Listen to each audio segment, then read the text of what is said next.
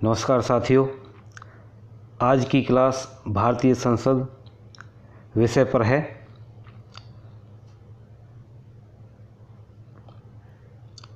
पहला प्रश्न है, भारत की संघीय व्यवस्थापिका को किस नाम से जाना जाता है? उत्तर है संसद। भारत की संघीय व्यवस्थापिका को संसद नाम से जाना जाता है।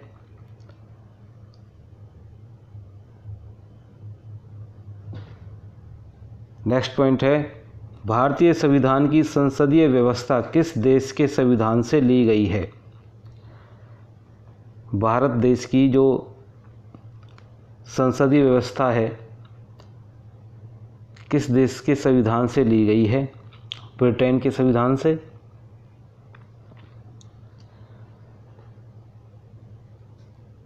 हमने जो पहले वीडियो में जो क्लास ली हैं, सभी साथियों ने, सभी विद्यार्थियों ने उनको नोट किया होगा नोटबुक में। आइए देखते हैं। भारतीय संविधान की संसदीय व्यवस्था ब्रिटेन के संविधान से ली गई है। आइए अब जानते हैं कि संसदीय शासन व्यवस्था क्या है। भारत के संविधान के अनुसार अनुच्छेद 74 व अनुच्छेद 75 केंद्र के लिए संसदीय प्रणाली प्रदान करते हैं। इसके अतिरिक्त अनुच्छेद 163 और 164 राज्यों के लिए संसदीय प्रणाली प्रदान करते हैं। राष्ट्रपति या अध्यक्षात्मक प्रणाली के विपरीत इस प्रणाली में कार्यकारी विधायिका में बैठते हैं, क्योंकि वो विधायिका का हिस्सा होते हैं। संसदीय प्रणाली सरकार का लोकतांत्रिक रूप है, जिसमें संसद यानी विधायिका में सबसे बड़े प्रतिनिधित्व वाली पार्टी या पार्टियों का गठबंधन सरकार बनाती है। उसका नेता प्रधानमंत्री या चांसलर बनता है। देखिए साथियों, दो तरह की शासन व्यवस्था होती है, संसदीय शासन व्यवस्था और अध्यक्षात्मक व्यवस्था। भारत में संसदीय शासन व्यवस्था अपनाया गया है, जिसको हमने ब्रिटेन के संविधान से लिया है। तीसरा प्रश्न है, भारत में द्विसदनीय व्यवस्थापिका किस अधिनियम द्वारा ली गई थी? भारत शासन अधिनियम 1919 के द्वारा। भारत में जो द्विसदनीय व्यवस्थापिका है वह भारत शासन अधिनियम 1919 के द्वारा ली गई थी। भारतीय संसद अनुच्छेद 79 में प्रावधान किया गया है कि भारतीय संसद में राष्ट्रपति तथा दो सदन, राज्यसभा राज्यों की परिषद एवं लोकसभा लोगों का सदन होते हैं। राष्ट्रपति के पास संसद के दोनों सदनों में से किसी भी सदन को बुलाने या स्थगित करने अथवा लोकसभा को भंग करने या विघटित करने की शक्ति होती है। देखिए साथियों, पहले वीडियो में भी हमने देखा था, पहली क्लास में भी, इससे पहले जो क्लास थी, कि भारतीय संसद अनुच्छेद 79 के अनुसार राष्ट्रपति तथा दो सदन लोकसभा और राज्यसभा से मिलकर बनती है, और राष्ट्रपति के पास संसद के दोनों सदनों में से किसी भी सदन को बुलाने या स्थगित करने अथवा लोकसभा को भंग करने या विघटित करने की शक्ति होती है। आगे देखते हैं भारतीय संसद का अगला प्रश्न। हमने भारतीय संसद के नाम से ये क्लास की एक सीरीज़ शुरू की है, और उम्मीद है कि आप सभी साथी और विद्यार्थी इसका फ़ायदा उठाएंगे और अच्छे से नोट्स बनाएंगे। प्रश्न नंबर 4 है, किस अनुच्छेद में कहा गया है कि भारतीय संघ के लिए एक संसद होगी जो राष्ट्रपति और दो सदनों लोकसभा और राज्यसभा से मिलकर बनेगी? अभी हम इसके बारे में बात कर रहे थे अनुच्छेद 79 में। अगला प्रश्न है प्रश्न नंबर 5, राज्यसभा को पहले राज्य परिषद एवं लोकसभा को जनता का सदन कहा जाता था, लोकसभा व राज्यसभा को यह नाम कब दिया गया? वर्ष 1954 में। राज्य परिषद को राज्यसभा और जनता का सदन को लोकसभा का नाम दिया गया था 1954 में। प्रश्न नंबर 6 है, संसद के किस सदन को प्रतिनिधि सभा कहा जाता है? लोकसभा को प्रतिनिधि सभा कहा जाता है और लोकप्रिय सदन भी लोकसभा को कहा जाता है। इससे पहली क्लास में हम ये पढ़ चुके हैं।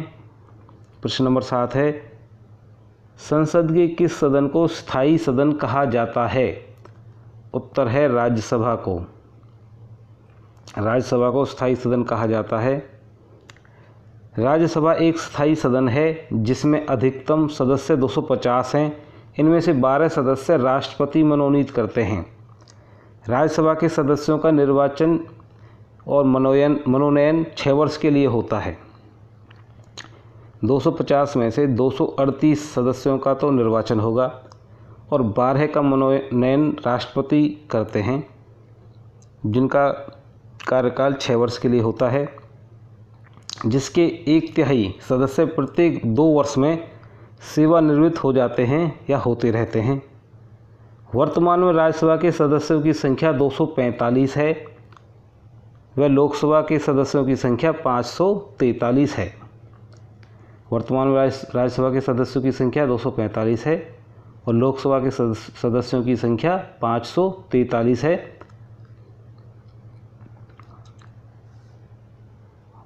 वर्तमान में राज्यसभा की अधिकतम सदस्यता 245 है व इनमें से 233 राज्यों व केंद्र शासित प्रदेशों के प्रतिनिधियों द्वारा खुले मतपत्र द्वारा एकल संक्रमणीय मतों का उपयोग करके चुने जाते हैं। देखिए साथियों, जो राज्यसभा के सदस्य होते हैं उनको जनता सीधे नहीं चुनती है। जनता ने जिन प्रतिनिधियों को चुना है वो उनको चुनते हैं। वर्तमान में राज्यसभा की अधिकतम सदस्यता 245 है व इनमें से 233 राज्यों में केंद्र शासित प्रदेशों के प्रतिनिधियों द्वारा खुले मतपत्र द्वारा एकल संक्रमणीय मतों का उपयोग करके चुने जाते हैं।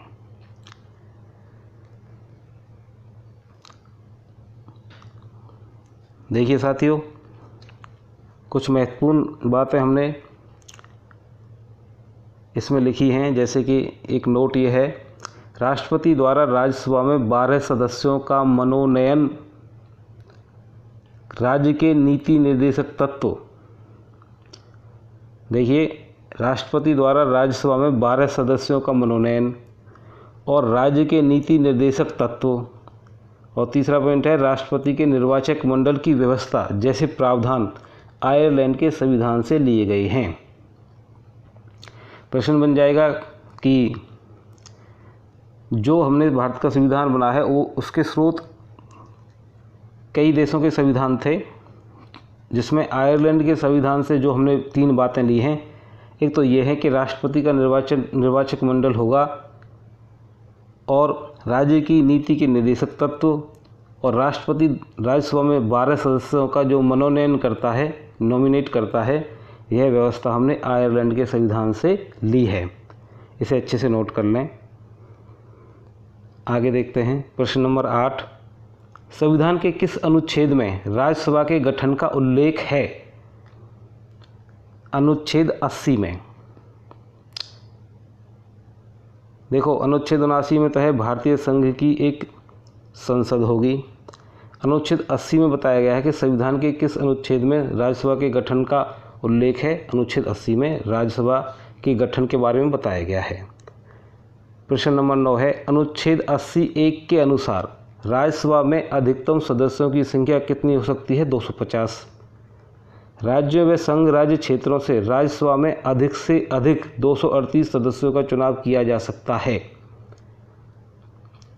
और 12 सदस्य राष्ट्रपति मनोनीत करता है। अनुच्छेद 80(3) के अनुसार राष्ट्रपति राज्यसभा में 12 सदस्यों को मनोनीत कर सकता है जो साहित्य, कला, विज्ञान व सामाजिक सेवा क्षेत्रों से लिए जाते हैं, अनुच्छेद 80(3) के अनुसार।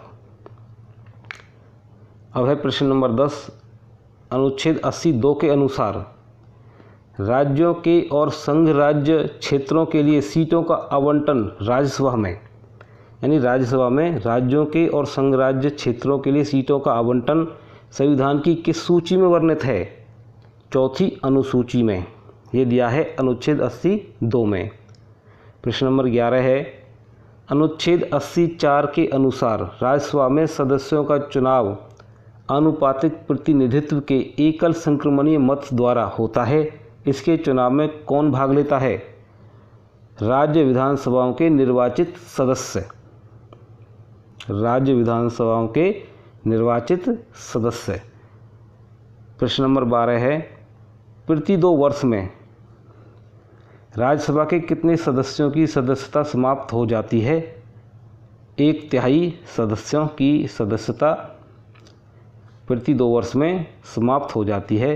राज्यसभा के सदस्यों की सदस्यता, जो कि 6 वर्ष के लिए चुने जाते हैं और इस तरह सदस्य बदलते रहते हैं, इसीलिए इसको स्थायी सदन कहा जाता है और उच्च सदन भी कहते हैं राज्यसभा को। प्रश्न नंबर 13 देखिए, राज्यसभा में राज्यों का प्रतिनिधित्व किस पर निर्भर करता है कि किस राज्य से राज्यसभा में कितने सदस्य भेजे जाएंगे? यह राज्य की जनसंख्या पर आधारित होगा। राज्यसभा में यूपी के प्रतिनिधियों की संख्या सर्वाधिक 31 है राज्यसभा में, और यूपी से लोकसभा की 80 सीटें, जिनमें से 13 सामान्य वर्ग के लिए और 17 आरक्षित वर्ग हैं, और विधानसभा की 403 सीटें हैं यूपी में, और विधान परिषद की 100 सीटें हैं। ये बातें भी साथ ही अच्छे से नोट कर लें कि सबसे ज़्यादा लोकसभा की सीटें कहाँ हैं? उत्तर प्रदेश में हैं, 80 सीटें हैं, और सबसे ज़्यादा राज्यसभा में जो सदस्य जाते हैं वो 31, वो संख्या भी सबसे ज़्यादा उत्तर प्रदेश में है। प्रश्न नंबर 14 देखते हैं, कितने संघ राज्य क्षेत्रों से राज्यसभा के सदस्य निर्वाचित होकर आते हैं? साथ ही राज्यों से तो आते ही हैं, कितने संघ राज्य क्षेत्रों से आते हैं? मात्र 3 हैं। दिल्ली से 3 सदस्य, पुडुचेरी या पांडिचेरी से 1 सदस्य, जम्मू व कश्मीर से 4 सदस्य। प्रश्न नंबर 15, 3 अप्रैल 1952 को राज्यसभा का गठन पहली बार हुआ था। इसकी पहली बैठक कब हुई थी? देखिए, राज्यसभा का गठन पहली बार हुआ था 1952 के आम चुनावों के बाद 3 अप्रैल 1952 को, और 13 मई 1952 को इसकी पहली बैठक हुई थी। राज्यसभा की 2 बैठकों के मध्य अधिकतम अंतर 6 महीनों का हो सकता है। राज्यसभा का सदस्य बनने के लिए न्यूनतम आयु 30 वर्ष निर्धारित है। अगर आप राज्यसभा का सदस्य बनना चाहते हैं तो कम से कम आपकी उम्र 30 वर्ष होनी चाहिए। राज्यसभा ऐसा सदन है जिसकी अध्यक्षता इसका सदस्य नहीं करता है, और अनुच्छेद 89(1) के तहत राज्यसभा का पदेन सभापति उपराष्ट्रपति होता है। तो साथियों, आप सभी विद्यार्थियों, आप सभी यह वीडियो या भारतीय संसद की जो क्लास है इसको कम से कम 2 बार देखेंगे और अच्छे से नोट करेंगे। तो मिलते हैं अगले वीडियो में।